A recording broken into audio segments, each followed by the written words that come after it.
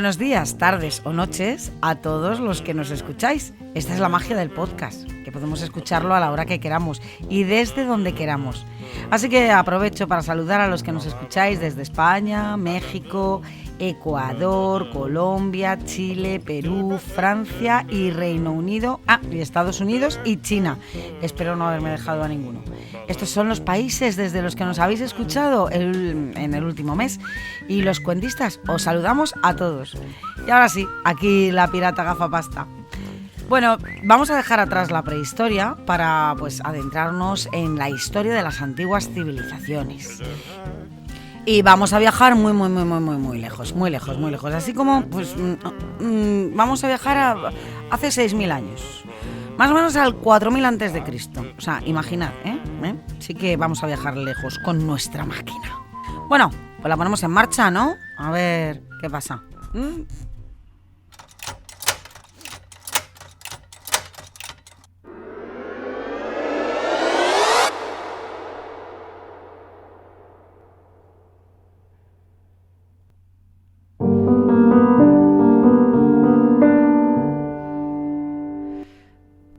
Para empezar nuestra historia nos tenemos que trasladar al Neolítico. ¿Y qué es eso del Neolítico? Porque ya estuvimos hablando de la prehistoria y hemos hablado de los homínidos y los homininos en el anterior programa. Pero vamos a hablar ahora del Neolítico. En el Neolítico se aprende a domesticar las plantas y los animales. Es decir, que nace la agricultura y la ganadería. Y como les he dicho yo a los cuentistas, pues oye, vamos a ver, si tú aprendes que plantando una planta, ¿vale? Nace, pues esto está, y luego tienes un montón de comida, pues esto está fenomenal, ¿no? Porque ya no tienes que ir recolectando por ahí. Así que solamente hay un problema, y es que tienes que esperar a que la planta crezca. De esa manera tienen que empezar a vivir en cabañas, en refugios. Es decir, ya no vale el ser nómada e ir detrás de los animales para cazarlos. También aparece la domesticación de los animales. Claro, la domesticación de los animales hace que tampoco tengas que ir a cazar, sino que tú ya tienes tu animal ahí, que lo crías desde pequeñito, para comer cuando necesites y que te da leche, que puedes hacer queso y que puedes hacer un montón de alimentos. Esto hace que la gente deje de ser nómada y que empiecen a construirse los primeros asentamientos fijos, los primeros poblados. Y claro, pues si lo que tienes es agricultura, lógicamente necesitas algo fundamental para la agricultura, que es el agua. Así que los primeros hombres del Neolítico empiezan a asentarse en las riberas de los ríos, donde tendrán agua suficiente para regar y para dar de beber a los animales ellos mismos, y empezarán a crear los primeros asentamientos, pequeños pueblos que gracias al aumento del alimento pues irán creciendo cada vez más, hasta convertirse pues en ciudades. Por primera vez la comida no va a ser un bien escaso, e incluso habrá excedentes, es decir, te va a sobrar comida, lo que provocará que empecemos con el comercio. Es decir, bueno, pues a mí me sobran lechugas, ¿no? Yo al principio como trueque, a mí me sobran lechugas, yo te cambio 10 lechugas por una gallina, y luego más adelante pues aparecerá la moneda y ya empezaremos a intercambiar estos bienes por monedas. En vez de en forma de trueque, pues ya aparecerá la compraventa. Esto es a lo que llamamos comercio. Y con la aparición del comercio, pues surge la necesidad de llevar las cuentas. Porque claro, si yo te cambio 3 cabras por 10 gallinas, pues yo tengo que apuntar que yo te he vendido 3 cabras por 10 gallinas, para que no haya problemas luego de que haya engaños y tal. Y de esa forma va a aparecer algo alucinante que nos va a cambiar todo, que es la escritura. Y con la aparición de la escritura, pues dejaremos atrás la prehistoria, porque la historia aparece cuando aparece la escritura. Ya hemos hablado que la historia no aparece igual en todos lados, en todas partes del mundo, sino que la historia, decimos que un pueblo ha dejado atrás la prehistoria y ha entrado en la historia cuando aparece la escritura en ese pueblo, en esa civilización. Por eso habrá sitios que estén en la historia y habrá sitios que en el mismo año estén en la prehistoria. Bueno, pues estas pequeñas poblaciones que ya hemos visto que se empiezan a hacer, ¿vale? Ahí en las riberas de los ríos, pues se van a convertir en ciudades. Y ya no servirá tener un jefe de aldea, como se tendría antes, ¿no? Un jefe que fuera el jefe de ese pueblo, sino que se necesitará una forma mucho más compleja de organización para organizar toda la ciudad. A esas sociedades complejas y que ya han entrado en la historia gracias a tener una escritura, las vamos a llamar civilizaciones.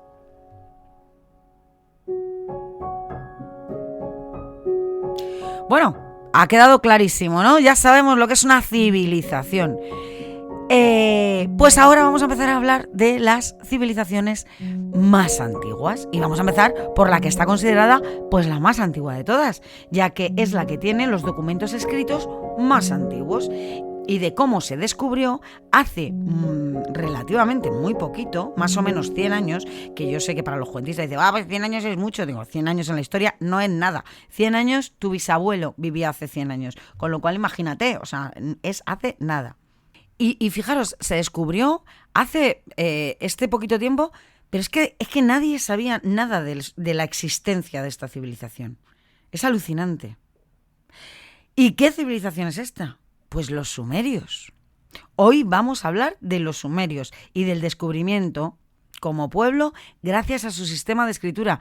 Y para ello vamos a viajar a Oriente, a una zona que llamamos Mesopotamia.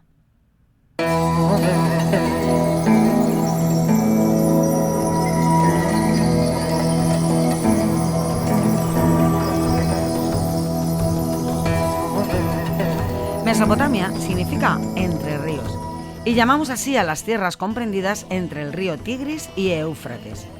Meso significa entre y Potamia serían los ríos. Hipo es caballo y hipótamo es río. Hipopótamo. Lo entendemos mejor ahora, ¿verdad? Y viene del griego, lógicamente.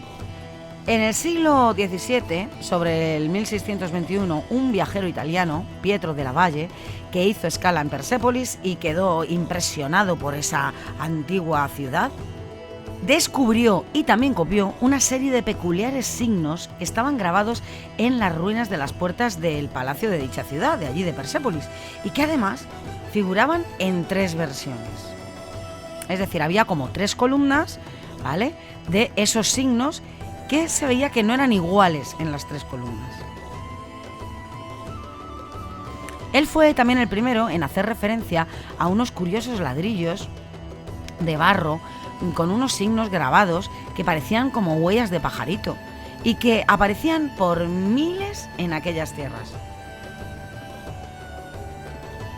Y digo que él fue el primero en hablar de ellos, pero sin embargo nadie las estudió.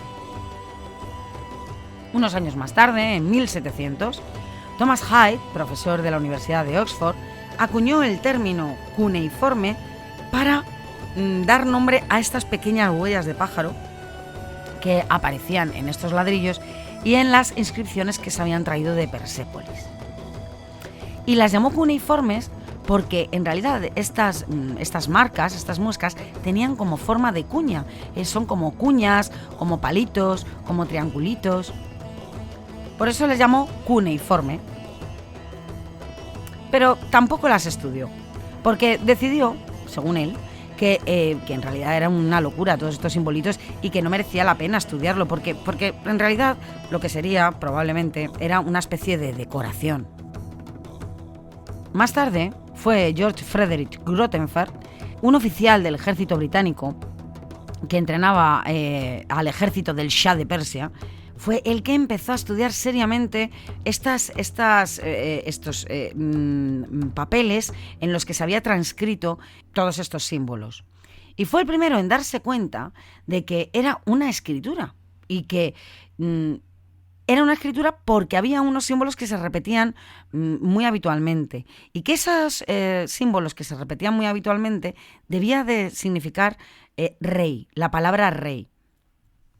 También descubrió en qué dirección debía de leerse y otras cosas que sirvieron para que más tarde, en 1835, Henrik Zweig Rawlinson lograra descifrarlo gracias a la inscripción trilingüe de Behistún, que contiene escritura persa, elamita y babilonia.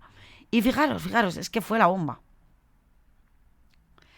La inscripción de Behistún se encontraba escrita en un acantilado y rodeada de relieves, de figuras barbadas, así muy cachas y con faldita, que en realidad eran la representación de Darío I de Persia antes de subir al trono, Darío I de Persia y todo su séquito.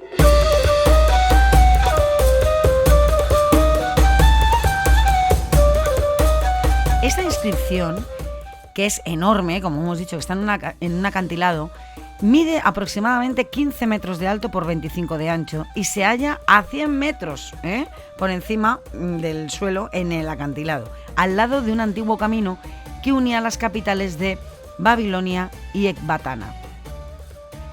Su acceso era complicadísimo, ya que después de su finalización, después de que terminaran de grabar todos estos símbolos y estas figuras, las laderas habían sido eliminadas para hacer que la inscripción pues fuera más perdurable, que no pudiera subir la gente allí y destruir todo lo que se había hecho. Entonces, habían roto las laderas de los lados. Como he dicho, en ella se ve a Darío y también se ven 3 columnas que luego sabremos que tenían el mismo texto, ¿vale?, escritas en cuneiforme, pero que cada columna estaba escrita también en un texto diferente.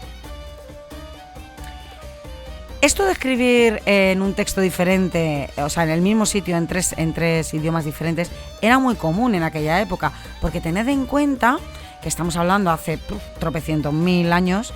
Un mismo rey, estaban siempre de invasiones, entonces de repente un mismo rey pues invadía las tierras que había al lado y en esas tierras hablaban idiomas diferentes. Entonces esto en realidad eran como pancartas, ¿vale?, de propaganda, ¿vale? Entonces en estas cartelas enormes, ¿no?, que ponían en las paredes, pues se intentaba que todo el mundo que pasara por allí pues entendiera el mensaje. Para eso lo tenían que poner en los diferentes idiomas que hablaban los pueblos pues que habían sido conquistados y que habían sido metidos dentro de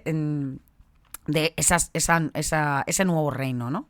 ¿Y por qué Darío había puesto ahí, precisamente ahí, en mitad de la nada, una cartela escrita en 3 idiomas diciendo mira qué guay soy?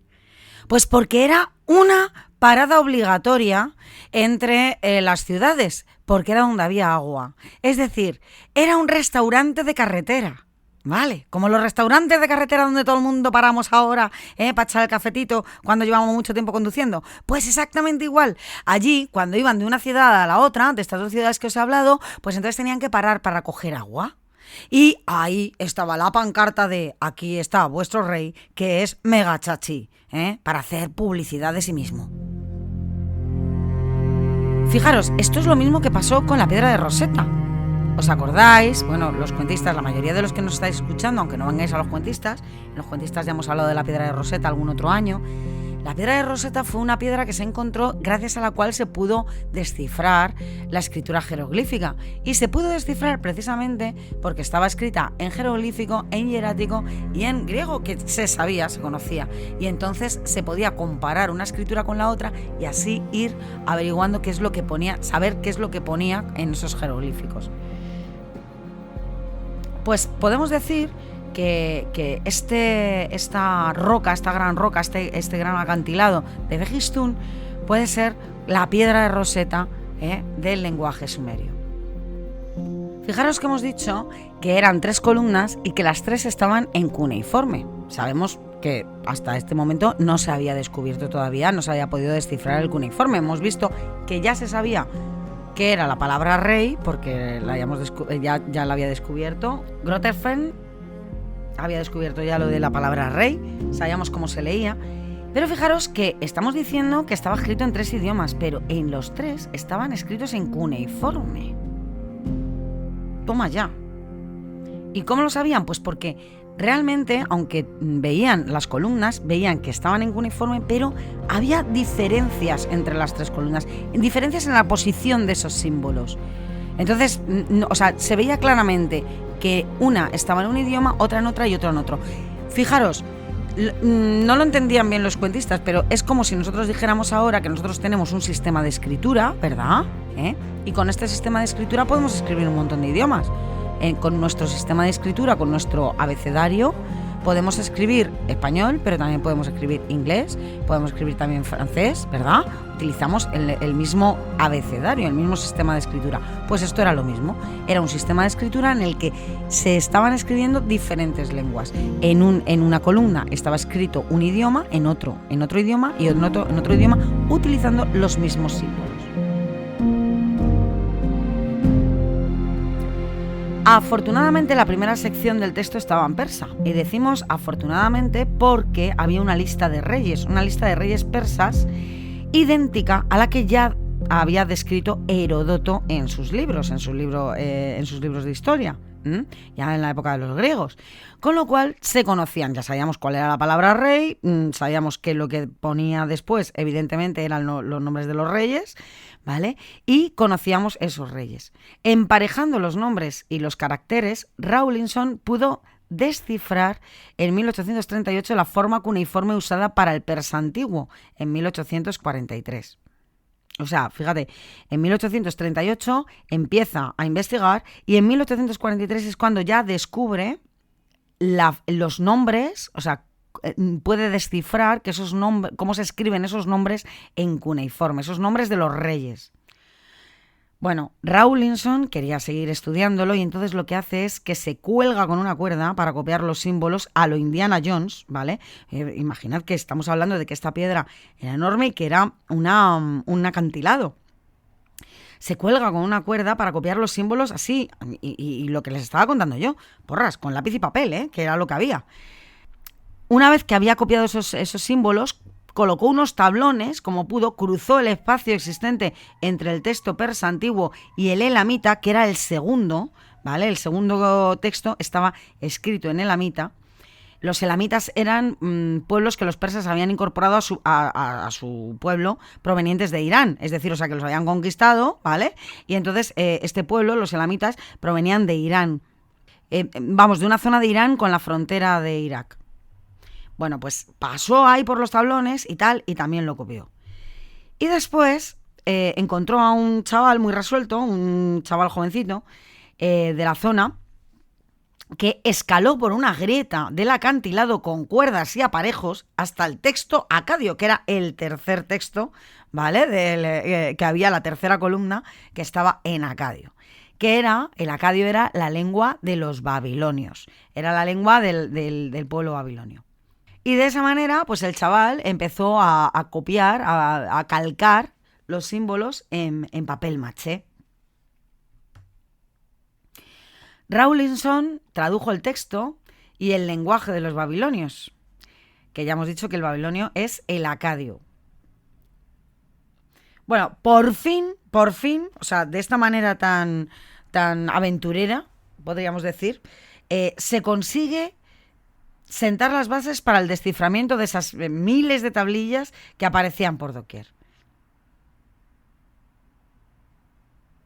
Bueno, en el texto, lo que decía la inscripción contaba las hazañas de Darío I de Persia, previas a que subiera al trono. O sea, era pues eso, lo que estábamos hablando. O sea, una propaganda de fijaros qué guay soy yo, vuestro rey, ¿vale? Que os he conquistado a todos y que todo el mundo que pase por allí pudieran ver efectivamente qué maravilloso era el rey Darío I y las cosas que había conseguido antes de llegar al trono. Por eso estaban escritas en 3 lenguas distintas. Bueno, hasta ahora todo el mundo pensaba, ya hemos empezado con el desciframiento de esta lengua tan sumamente difícil que ya hemos visto que es complicadísima, y hasta ahora todo el mundo pensaba que esta forma de escritura realmente la habían inventado la civilización acadia, es decir, que los acadios, ¿vale?, eran los que habían inventado esta forma de escritura y que el resto pues había ido cogiendo estos simbolitos y escribiendo su idioma en estos simbolitos. O sea, sé que los acadios eran los primeros que habían inventado la escritura. Pero, una vez que se empiezan a descifrar y que ya se empiezan a leer esas tablillas, se empieza a ver algo extraño. Vieron que en una tablilla los reyes se llamaban a sí mismos reyes de Akkad y Sumer. Ah, ya hemos visto los acadios, bien, pero ¿qué era eso de Sumer? Sí, reyes de Akkad y Sumer. Pero, ¿qué es Sumer? ¿Y qué era Sumer? Tanto los persas como los acadios pues se conocían gracias a los textos antiguos. Por ejemplo, aparecen en la Biblia, por lo que se sabe que existían desde tiempos inmemoriales. Pero Sumer no aparecía en ningún lado, no aparecía en ningún texto antiguo, nunca se había leído la palabra Sumer. Es decir, que no aparecían en los textos antiguos, no aparecía tampoco en la Biblia. Estudiando otras, se repetía su nombre, Sumer, y así se descubrió a este pueblo del que no había constancia, que nadie sabía absolutamente nada, y que realmente fueron los auténticos creadores de esta forma de escritura. Es decir, que la escritura no la habían inventado los acadios, la había inventado una cultura anterior que ya estaba allí en Mesopotamia, ¿vale? Y que se llamaban los sumerios. Pero bueno, ¿y qué es lo que había pasado con este pueblo sumerio? ¿Por qué nadie sabía nada de ellos? Pues lo vamos a averiguar.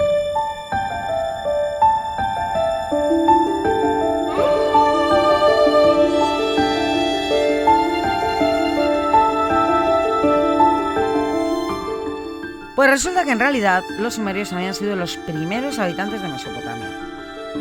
Los primeros que habían formado una civilización entre los ríos Tigris y Éufrates, y los primeros que crearon un sistema de escritura que ahora mismo llamamos cuneiforme, allá por el cuarto milenio antes de Cristo. El sistema de escritura más antiguo creado probablemente por la necesidad, como hemos dicho antes, del comercio. El término sumerio es el nombre común dado a los antiguos habitantes de la Baja Mesopotamia por sus sucesores, es decir, por los acadios. O sea, los acadios llamaban a este pueblo sumerios. Los sumerios se llamaban a sí mismos Sagija, que significa literalmente el pueblo de las cabezas negras. Bueno, pues estaba esta civilización tan chachi ahí, en mitad de Mesopotamia, en mitad de los dos ríos, estaban ahí fenomenal, cuando de repente llegaron los acadios, un pueblo que era semítico y que había llegado a Mesopotamia desde la península arábiga. Durante mucho tiempo, pues los acadios fueron estableciendo relaciones comerciales y tal con los sumerios, ¿vale? Pero en el año 2340 a.C., el rey Sargón, el gran Sargón, me encantan los nombres de esta gente, de verdad, es que parece que estamos en la Tierra Media, del Señor de los Anillos. El gran Sargón subió al poder y fue el primer gran rey de los acadios. ¿Y qué hizo? Pues que no se contentó con estar aquí comerciando con los sumerios, sino que los conquistó.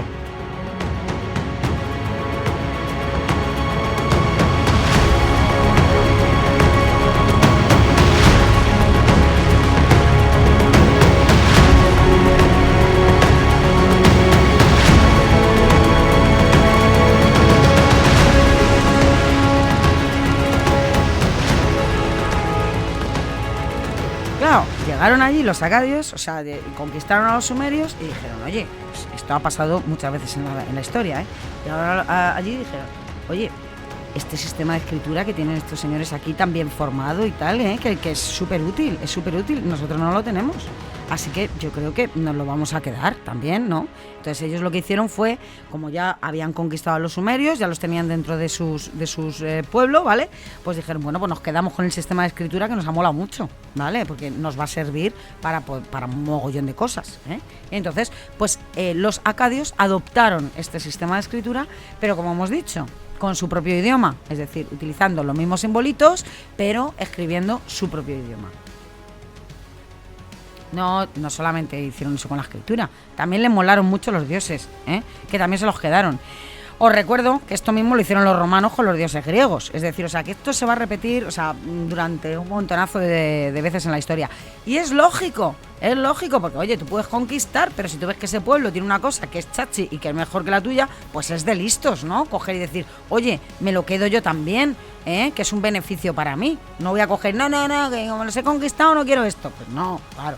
Vale, entonces se quedaron con la forma de escritura y también, como hemos dicho, con los dioses. También les cambiaron un poco el nombre, pero básicamente son los mismos. Pero fijaros, porque los acadios no fueron los únicos que hicieron esto. Porque luego, por ejemplo, llegaron los persas y les pasó lo mismo. Dijeron, ostras, oye, esto está fenomenal, ¿eh? ¿Qué sistema de escritura más guay? ¿Y qué hicieron? Pues también se lo quedaron. Y entonces escribieron el persa en cuneiforme, con símbolos cuneiformes. Y no fueron los únicos, fijaros, en cuneiforme podemos encontrar sumerio, acadio, ebianita, elamita, urrita, hitita, urarteo, ugarítico y persa antiguo. O sea, todos estos idiomas se escribían con símbolos cuneiformes. ¿Pero quiénes lo inventaron? Pues los sumerios. ¿Y quiénes eran los sumerios? Vamos a aprender un poquito más de los sumerios.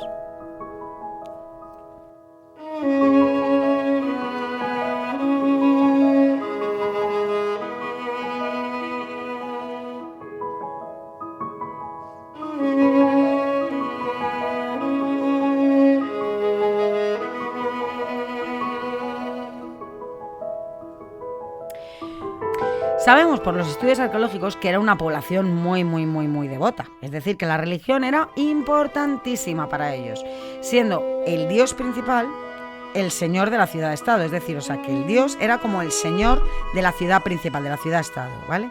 Y el rey, en realidad lo que era el general de los ejércitos de dicho dios, ¿vale? Dichas ciudades eran independientes unas de otras. De hecho, encontramos grandes guerras entre estas ciudades. En este pueblo se empleó por primera vez fijaros, es que inventaron un montón de cosas. La ingeniería hidráulica, la astronomía, las matemáticas, la química, la medicina, la farmacopea y, por supuesto, como ya hemos dicho, la escritura. Mesopotamia, en realidad, es una zona que tiene muy poca madera, en la que hay muy poca piedra y que tiene muchísima arcilla, por lo que es normal que este material pues, va a predominar en todo lo que hacen. Sus casas van a ser de arcilla, sus palacios van a ser de arcilla, que les llamamos zigurat, y por supuesto también sus libros también eran de arcilla. Pero fijaros, es que estos señores con los libros de arcilla hicieron una cosa maravillosa, porque ya por fin podías escribir fácilmente, porque la arcilla es un material muy cómodo. Tú coges, haces una pelotita, ya lo hemos visto, ¿vale? Hacemos un ladrillito, con un palito escribimos nuestros símbolos cuneiformes, lo dejamos secar al sol y luego lo podemos transportar, le podemos mandar una carta a nuestra tía al pueblo de al lado, o incluso podemos formar las primeras bibliotecas, podemos guardarlos y almacenarlos, cosa que hasta ese momento nadie lo había podido hacer. Es decir, que no solamente inventan la escritura, sino que inventan un soporte móvil y cómodo para poder realizar esta escritura. Esto es maravilloso. Claro, no solamente tenían bibliotecas, también tenían colegios donde los niños aprendían a leer y a escribir. Y en estas tablillas, pues por ejemplo, teníamos los textos escritos de las leyes más antiguos. Ya hemos hablado de la ley del talión, ¿vale? Del ojo por ojo y diente por diente. Y bueno, pues eso, o sea, que una maravilla. O sea, fijaros, Bueno, este pueblo, que dejó por primera vez su religión y su cultura y sus leyes por escrito, influyó, claro, muchísimo en los pueblos que lo rodeaban. Y es así como muchos de sus mitos, de los mitos que tenía su religión, fueron adoptados por otros pueblos. Es decir, o sea, llegan los acadios y dicen, oye, cómo molan estos dioses, pues nos lo vamos a quedar, pero además, como están por escrito, pues vamos a hacer copias, ¿vale? De estos mitos, ¿vale? Y entonces los copiaban. Y llegaban los persas y decían, oye, pues qué guay, estos mitos pues los vamos a copiar. Y entonces eso va perdurando en el tiempo. Ya hemos hablado de la diferencia que podía haber de la tradición oral. Si un mito se tiene que pasar durante 6.000 años o 4.000 años de boca en boca, el mito acaba desapareciendo, porque esto es como el teléfono escacharrado, o sea, empieza de una manera y acaba de otra. Pero en este caso estaban escritos, y entonces al estar escritos se pueden copiar exactamente, de tal manera que va a haber mitos que van a pasar durante siglos y milenios exactamente de la misma manera. Esto es alucinante, y que van a influir en todas las civilizaciones que van a surgir alrededor, ¿vale? O sea, los sumerios tienen unos mitos que dejan por escrito y el resto los van adoptando, ¿vale? Y los van escribiendo a su vez. Así, hasta que llegan a los judíos. Sí, porque es que vais a alucinar, pero hay mitos sumerios escritos hace 4.000 años que son exactamente igual que mitos que tenemos nosotros en nuestro Antiguo Testamento. Exactamente igual. Por ejemplo, el concepto del hombre, de cómo Dios crea al hombre, es exactamente igual. La Biblia nos cuenta cómo se supone que Dios que crea al hombre de un pedazo de barro, ¿verdad? Y le insufla vida. Bueno, pues exactamente igual crea al hombre en la mitología sumeria. Por ejemplo, el concepto de paraíso. Los sumerios nos hablan de una región donde no hay dolor, ni vejez, ni sufrimiento, exactamente igual que el paraíso de los cristianos y de los judíos, ¿vale? Por ejemplo, el diluvio. Bueno, lo del diluvio es algo maravilloso, maravilloso.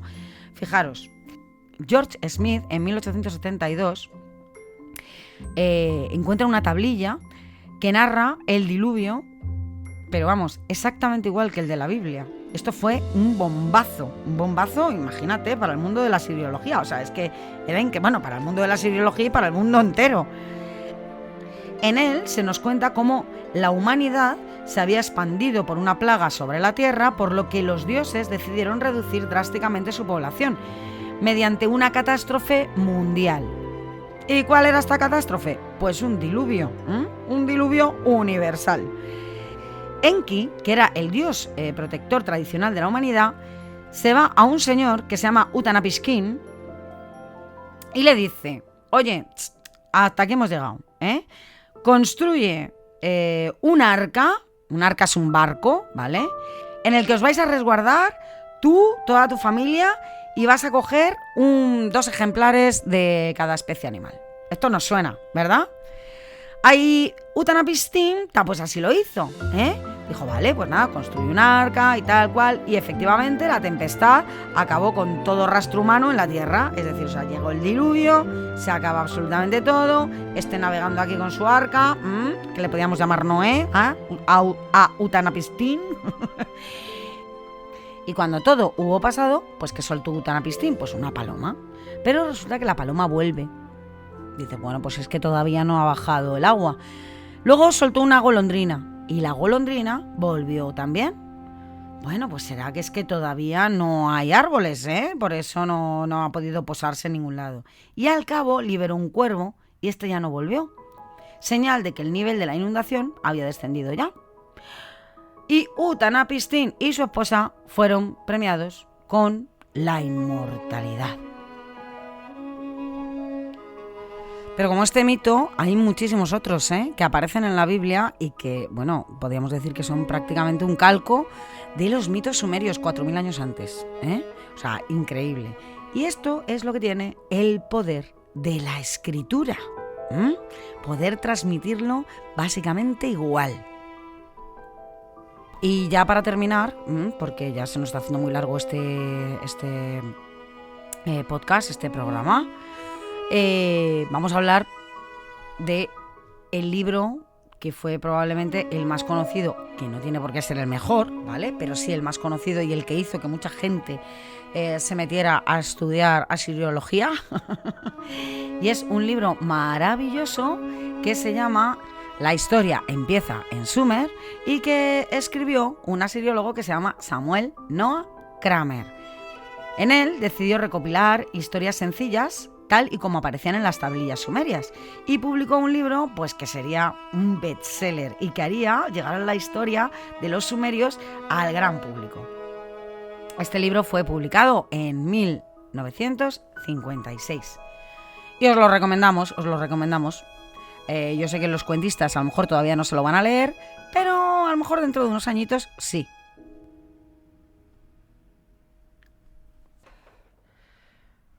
Y hasta aquí nuestro programa de hoy. No sé qué os ha parecido. La verdad es que es una pena, o sea, porque todos cuando hablamos de civilizaciones antiguas, yo se lo digo a los niños, a ver, una civilización antigua, y todo el mundo, Egipto. Claro, es que Egipto es muy llamativo, porque Egipto tenemos los jeroglíficos, esos pollitos, y esas ibis, y esos muñequitos así de lado, que molan un montón, ¿vale? Pero, y tenemos sus templos, y tenemos sus tumbas, y tenemos sus momias, es que tenemos cosas maravillosas. Pero es un poco injusto, porque realmente Sumeria, que es un poquito anterior a Egipto, es también maravillosa. El problema es que como todo lo hicieron en barro, pues han quedado muy pocos vestigios. muy pocos vestigios, y además fueron absorbidos por los acarios y luego por los persas y tal.